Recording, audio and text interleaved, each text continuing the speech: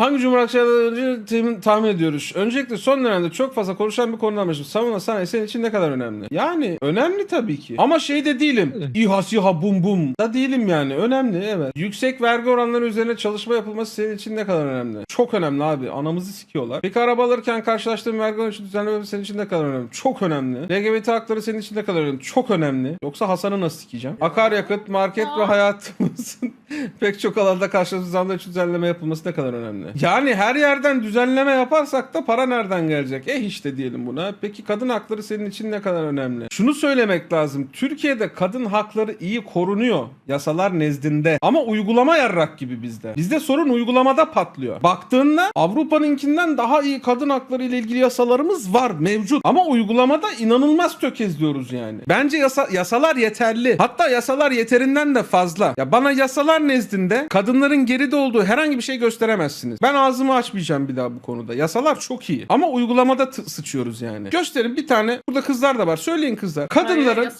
yasal olarak geride olduğu ne var erkeklerden Türkiye'de? Yasal olarak herhangi bir sorun bulunmuyor. Sadece mahkemede iyi hal gibi bir sıkıntımız var. Evet. Aile içi şiddet konusunda aile içi şiddet masaları var. Her karakolda arkadaşlar. Bana mesela bir tane hayatımda görmediğim bir kadın uzaklaştırma aldırdı. Kadını haftada 2 kere arıyorlar. Bir kere de evine gidiyorlar. Biliyor musunuz? İyi misiniz diye. Vallahi bak. Nereden biliyorum? İyidir inşallah. Gerçekten bunu yapıyorlar. Çok ciddiyim. Ama o zaten normal bir şey değildi ki yani. Sıradan bir vatandaş değildi ki yani. Ama aslında. işte bu istismar ediliyor bu. Yine günün sonunda anladın mı? O polis mesela 20 tane asparagas böyle bir şeye gidiyorsa benimkisi asparagas mesela. Ya ben o kadına bir şey yapmıyorum ki. Yapma ihtimalim zaten yok ki yani. Ben Antalya'da evinden nadiren çıkan bir adamım. Ne yapabilirim ki İstanbul'daki bir kadına? Hiçbir şey yapamam yani. O ayrı bir hikaye. Ama yani böyle hani asparagas bir şekilde bu haklarını istismar eden kadınlar yüzünden gerçekten sorun yaşayan kadınlar bu sefer konuyu çok da ciddiye almayan polislerle karşılaşıyor. Anladın mı? O zaman polis o zaman polis diyor ki ya diyor aman yine bir şeyler ama falan diyor yani.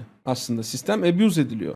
Sıkıntı da orada başlıyor işte. Kadın hakları tabii ki önemli ama Türkiye'de zaten kadınların hakları çok çok çok iyi. Yasalar nezdinde. Çok iyi abi. Ben size burada erkeklerin kadınlardan geride olduğu en az 20 tane yasa sayarım. En basitinden mesela yeşil pasaport. Benim 18 yaşımdayken elimden aldılar. Ablamın 25 mi 26 yaşına kadar mı durdu? Bu düzenlendi şimdi. Evet. Ne zaman düzenlendi? düzenlendi? İkisi de 25 mi oldu?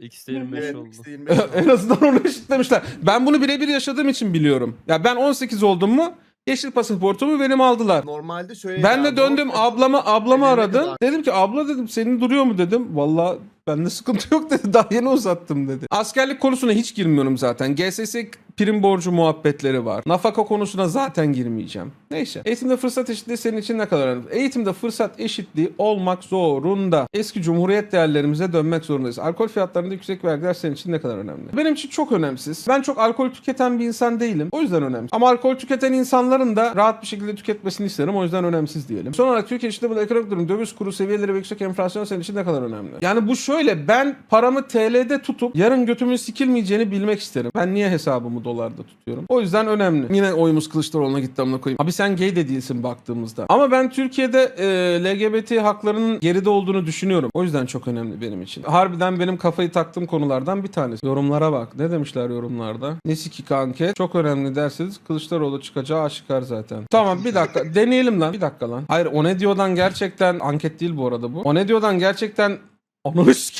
gerçekten hayır doğru yapmışlar. Doğru yapmışlar. Kılıçdaroğlu çıkmıyor. Onu denemek istedim. Şu an durumumuz okey dersen full. Erdoğan çıkıyor çok normal. Ben yine Kılıçdaroğlu bekliyordum. Parayı basmış CHP diyordu. Vallahi Erdoğan çıktı. Şaşırttı o ne diyor. Peki bir dakika karma yapsak. Yok mu bir maklubemiz? Allah Allah. LGBT'yi bastın. Dur evet o olmadı. Dur abi bir dakika. Baba ama Cumhurbaşkanı adayı diyor. Savunma sanayi çok önemli olacak. Yüksek vergiler çok önemli olacak. Şu an Erdoğan'ı eledik galiba. Bu da çok önemli olacak. LGBT hakları çok önemsiz olacak. Akaryakıt önemli olacak. Kadın hakları çok önemsiz olacak. Eğitimde fırsat eşitliği önemli olacak. Alkol önemsiz olacak. Çok önemli. Nasıl lan? Yok abi rigged bu. Estirmece ya. 2 tane var ben size söyleyeyim.